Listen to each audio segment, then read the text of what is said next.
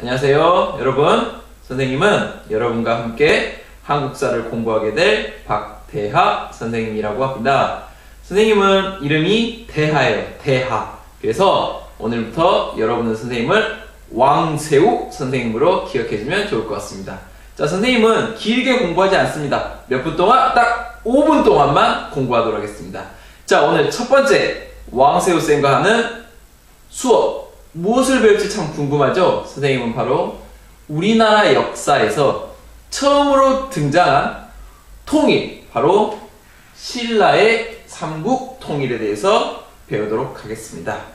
자, 신라는 백제하고 연합을 통해서 고구려의 땅인 한강 이남 지역을 뺏게 되는데요. 그 이후에 아주 재미있는 스토리가 이어집니다. 그 스토리에 대해서 선생님이 5가지로 나눠서 한번 같이 공부해 보도록 하겠습니다. 자, 첫 번째 나당 연합입니다. 백제는 신라의 앙심을 품고, 왜 앙심을 품었을까요? 바로 백제와 신라가 함께 고구려를 공격하여 땅을 뺏었지만 그 땅의 대부분을 신라가 가져갔습니다. 그래서 백제는 수시로 신라를 공격하고 있었습니다. 그 신라를 공격하는데 가장 중요한 것이 약 40여 개의 성을 백제가 함락시켰습니다. 하지만 이때 고구려와 백제의 연합군이 신라를 공격하기 때문에 신라는 어쩔 수 없었습니다. 하지만 가장 유명한 김춘추의 외교가 여기서 빛을 발하게 됩니다. 김춘추는 바로 신라를 살릴 수 있는 방법 중에 하나가 바로 당나라의 합작이었습니다. 바로 나당 연합을 결성하게 됩니다. 나당 연합, 신라와 당나라의 연합이다, 이렇게 알고 있으면 되겠습니다. 자, 나당 연합은 바로 김춘추의 외교에서 비롯되었습니다. 이제 나당 연합을 이룬과 동시에 신라는 백제에게 빼앗긴 땅을 공격하기 시작합니다. 그런데 이 상황이 아주 재밌습니다. 백제는 바로 정치적 혼란을 맞고 있는 시기였습니다. 귀족들은 사치이, 그 다음에 향락에 빠져 있고 지배층들은 분열되어 있습니다.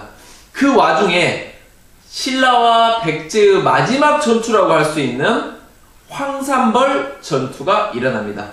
백제의 마지막 충신이자 장군인 계백장군은 얼마 되지 않은 5만의 군사를 가지고 김유신이 이끄는 50만의 군사를 대적하게 됩니다.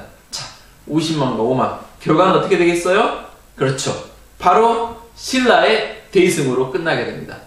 결국 백제의 수도인 사비성의 함락으로 백제는 660년에, 몇 년에? 660년에 백제는 멸망하게 됩니다. 자, 이제 이 한반도에는 백제는 사라지게 됩니다. 그러면 바로 신라와 고구려, 그리고 그 사이에서 힘을 대고 있는, 줄을 쓰고 있는 당나라가 존재할 따름입니다.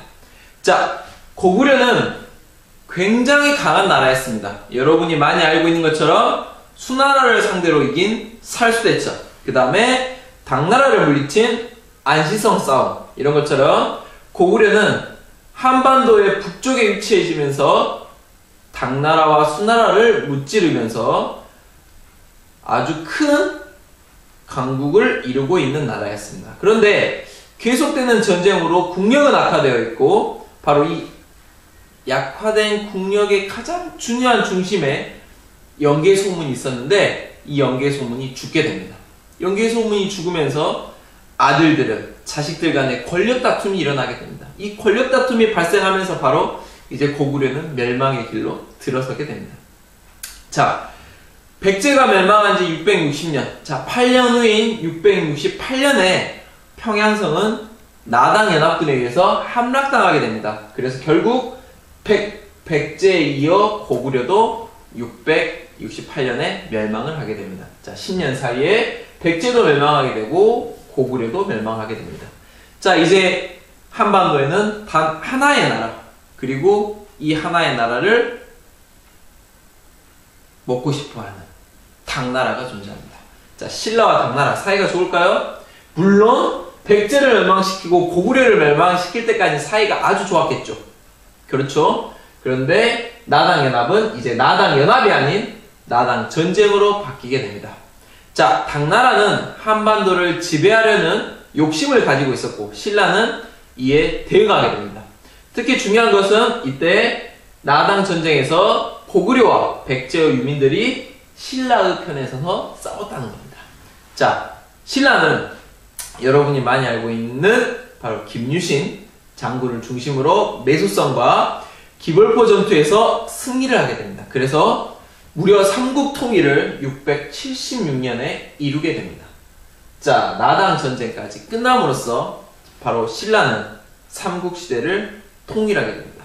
삼국시대를 통일함으로써 우리나라의 민족의 문화의 발전의 토대를 마련했다는 의의도 있지만 한계점이 있습니다. 그 한계점은 방금 선생님과 함께 공부했듯이 외세, 당의 협조로 이룬 통일이다.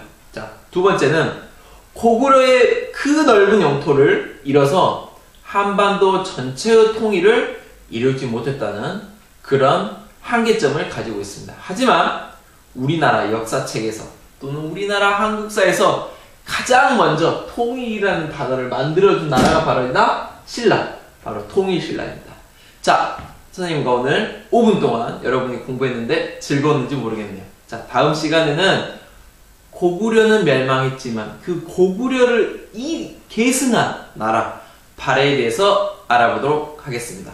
자, 이상 수업 마치겠습니다.